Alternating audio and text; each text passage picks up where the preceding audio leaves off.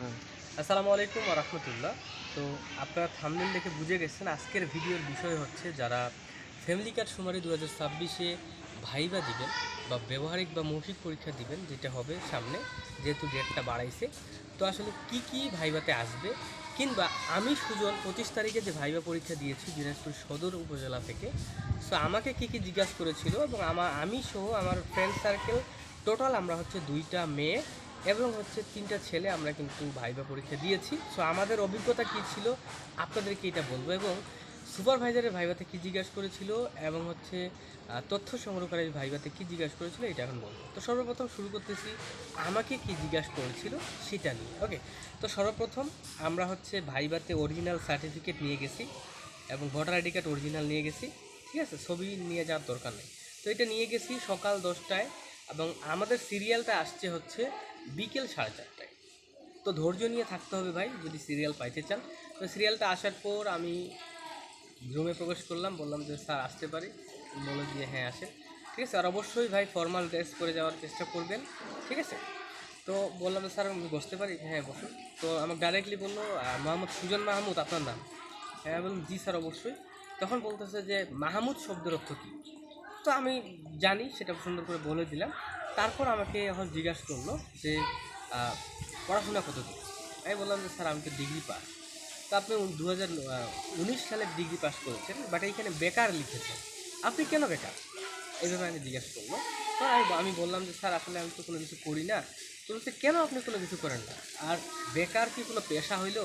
এখানে বেকার আপনাকে কে লিখতে বলছে? হ্যাঁ, তখন আমি বললাম যে সরি স্যার। বলতেছে এখানে বেকার না, এখানে লিখতে হবে চাকুরি প্রত্যাশী। ওকে, এটা ছিল। তারপরে এখন আমাকে বললো আপনি কি স্মার্টফোন চালাইতে পারেন? আমি বললাম জি স্যার।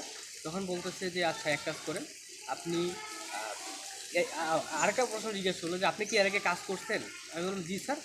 আইডি কার্ডের ফটোকপিগুলো দেওয়া আছে, একটু চেক করে, মানে চেক করলো ওনারা। তখন আমাকে বলতেছে যে এর আগে কী কাজ করছে?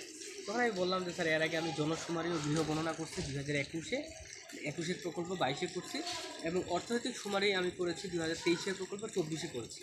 তখন হচ্ছে ওই ওই ওই কাজগুলো থেকে এবার কিন্তু কাজ একটু কঠিন হবে, আপনি কি পারবেন? আমি বললাম জি স্যার অবশ্যই পারবো।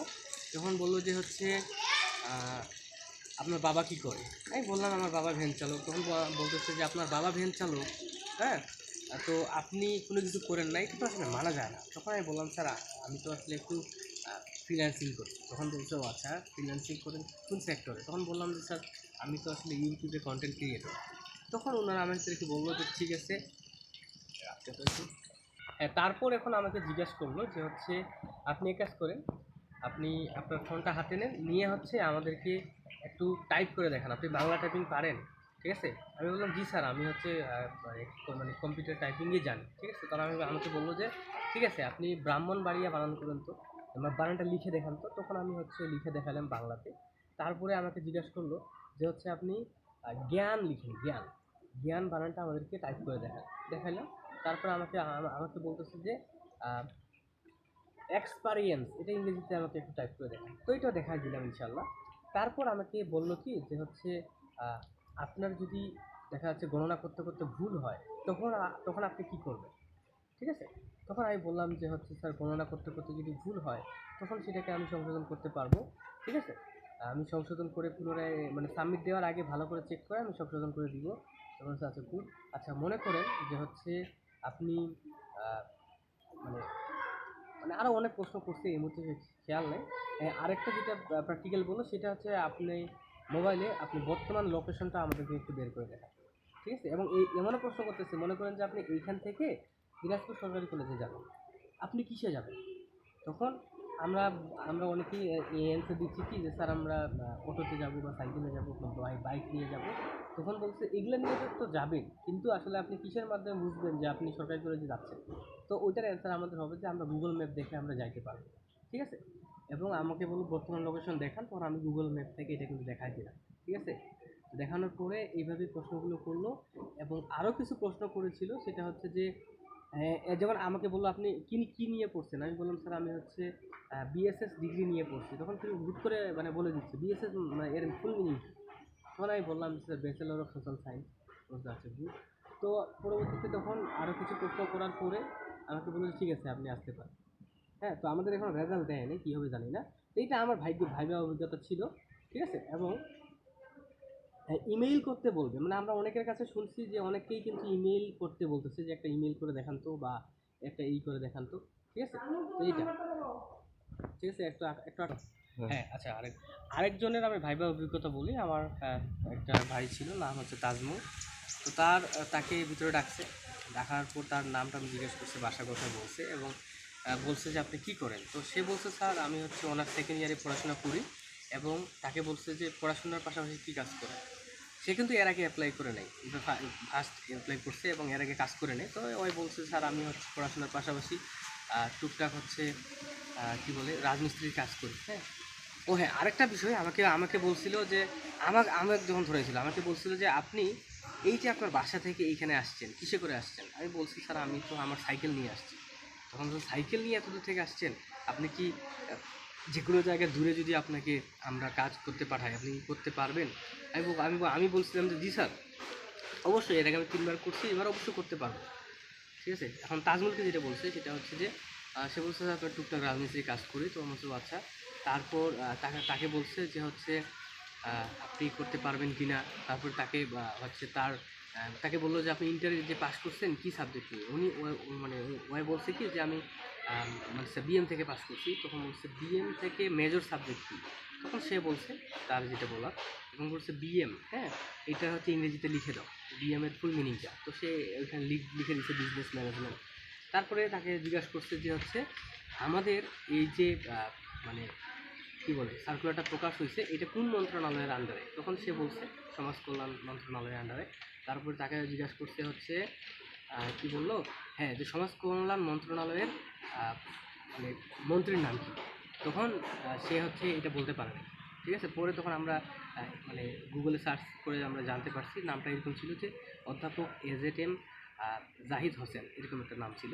তো এটা বলা লাগতো, ঠিক আছে। তো তাকে বলছে ঠিক আছে আপনি আসতে পারেন, ঠিক আছে। এবং এখন মেয়েদের ভাইবার কথা বলি, এগুলো কিন্তু তথ্য সংগ্রহকারী ভাইবা। হ্যাঁ, তো একটা মেয়ে আমাদের ফ্রেন্ড তাকে জাস্ট জিজ্ঞাসা করছে যে হচ্ছে আপনার নাম কি, বাসা কোথায়, এবং আপনার হচ্ছে হাজব্যান্ড কী করে, কোন কোম্পানিতে জব করে।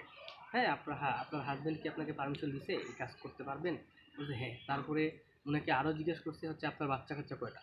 তো ওইখানে অবশ্যই মাথায় রাখতে হবে যে আপনার যদি ছোট্ট বাচ্চা থাকে মিনিমাম 1 বছরের নিচে বা 1 বছর 2 বছর, তাহলে কিন্তু ওগুলো বলা যাবে না, বললে কিন্তু আসলে বাদ দিয়ে দিবে। তো আমার ফ্রেন্ডটা ভুল করছে, সে বলছে যে স্যার আমার 2টা বাচ্চা, একটা হচ্ছে বড়, যার বয়স হচ্ছে 10 বছর, এই 7 বছর, আর একটা হচ্ছে 10 মাস। তো যখন সে বলছে যে 10 মাসের বাচ্চা আছে, তো তাকে সুন্দর করে বলে দিচ্ছে যে আপনাকে তাহলে তো আমরা নিব না, কেননা আপনার এত ছোটো বাচ্চা, আপনি বাচ্চার হোক নষ্ট করে এই কাজগুলো তো করতে পারবেন না। এবং তাকে জিজ্ঞেস করছে যে এই কাজটা কিন্তু 45 দিনের। হ্যাঁ, এবং দেখছেন সার্কুলারে লিখে আছে 8 ঘন্টা করে, আপনি কি সময় দিতে পারবেন। তখন হয়তো বলছে যে পারবো, কিন্তু স্যাররা বলছে যে না, হবে না। ঠিক আছে, তো এই হচ্ছে বিষয়। আর হ্যাঁ আচ্ছা, একটা ফোন আসছে, আমার ফোনটা তারপরে আরও একজনের ভাইবা আমরা অভিজ্ঞতা বলি, সেটা হচ্ছে আমাদের একটা ফ্রেন্ড, সে বিসিএস এর প্রস্তুতি নিচ্ছে। সে মানে গেট আপ সেট আপ সেইভাবে গেছিলো, নাম জাকারিয়া।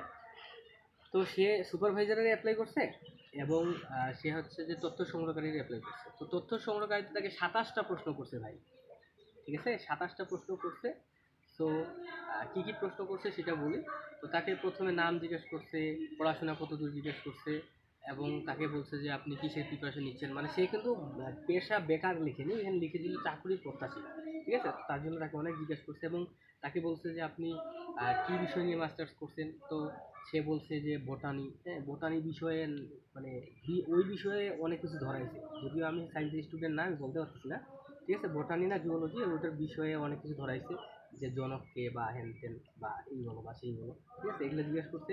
তারপরে তাকে এমন এমন প্রশ্ন করছে যে হচ্ছে আপনি এর আগে যে কাজ করছেন, হ্যাঁ দেখা যাচ্ছে ওকে এরকম একটা প্রশ্ন করছে যে মনে করেন কোনো এক এলাকায় আপনি গণনা করতে গেছেন, ওই এলাকাতে আপনাকে কেউ ঢুকতে দিচ্ছে না, তখন আপনি কী করবেন।